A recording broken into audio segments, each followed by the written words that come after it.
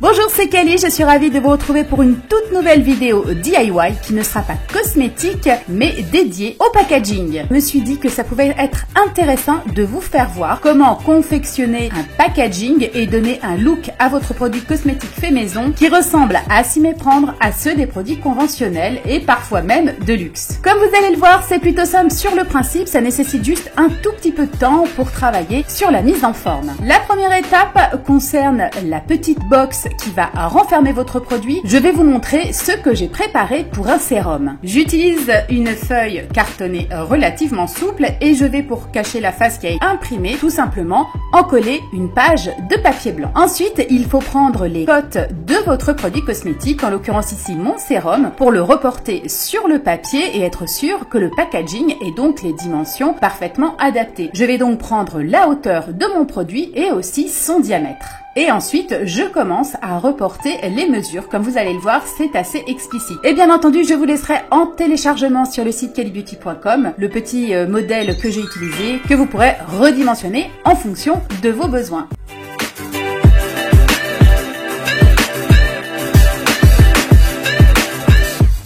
Comme vous le voyez à l'image, on aperçoit à présent les quatre faces de ma boîte ainsi qu'une petite languette en haut de la feuille qui permettra de venir mettre une petite couche de colle pour bien la fermer. Je vais maintenant construire les petites languettes qui seront à l'intérieur des côtés. Vous pouvez utiliser n'importe quel format arrondi pour faire une petite languette qui aura une forme légèrement ronde.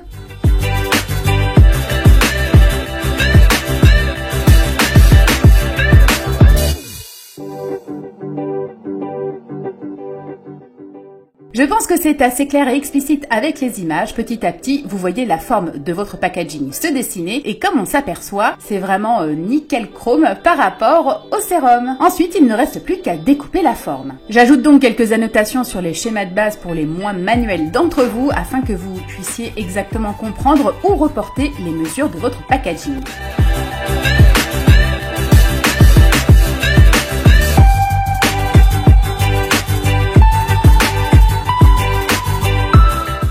Je m'aide ensuite d'un X-Acto, un petit couteau de précision pour parfaire les découpages et aussi pour bien marquer les lignes qui seront en fait les pliages. Je remets des petits points de colle si besoin et ensuite je vais commencer à façonner la boîte. Et voilà, ça commence à ressembler à quelque chose de plus concret comme vous le voyez. La deuxième partie qui je dirais est de très haute importance, c'est en fait tout ce qui va concerner le graphisme de votre étiquette. Je ne suis pas graphiste, cependant, ce que je préconise, c'est de bien travailler au niveau de son design pour avoir une certaine unité et de retrouver la même chose sur le packaging extérieur que sur le flacon ou éventuellement la notice d'utilisation qu'on va adjoindre ensuite. Ne mélangez pas plus de 3 couleurs, restez dans des polices d'écriture qui sont particulièrement lisibles. Voici quelques conseils de base. Une fois que vous avez votre design, il vous suffit d'imprimer une étiquette qui va donc venir recouvrir l'ensemble de votre boîte. Personnellement, j'imprime l'étiquette sur du papier classique, je vais ensuite la filmer à l'aide de scotch et je viens ensuite l'encoller sur la boîte.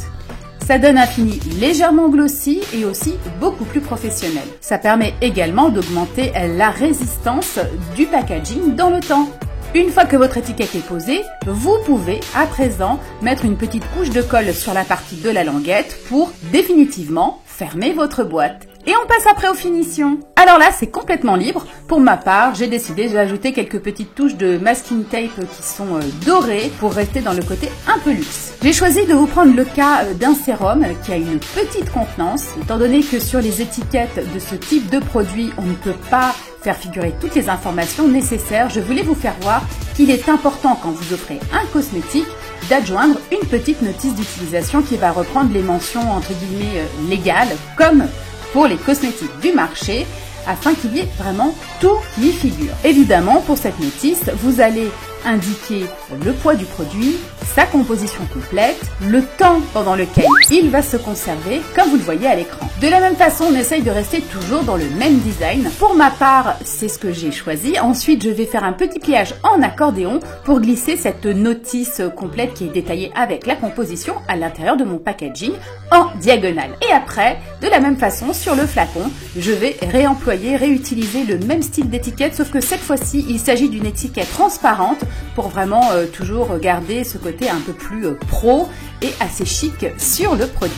Et voilà, le tuto s'achève ainsi. Je pense que ce type de packaging est vraiment très approprié quand on souhaite particulièrement soigner le cadeau que l'on va offrir, d'une part, mais aussi quand on a affaire à des gens qui sont un petit peu réfractaires au fait maison. Ça permet de leur donner un autre aperçu. Oui, non seulement ils peuvent avoir un produit qui est qualitatif en termes de composition, mais ils peuvent aussi avoir un packaging exactement comme ceux du commerce. J'espère que cette idée d'emballage vous a plu. Si tel est le cas, bien sûr, faites-le moi savoir. Commentez, likez et partagez la vidéo auprès de vos contacts sur les réseaux sociaux. N'hésitez pas à me taguer en utilisant le hashtag KaliDIY sur Facebook, Twitter et Instagram pour me faire voir toutes vos recréations si vous décidez vous aussi de vous lancer grâce à ce DIY. À bientôt les Kalinettes!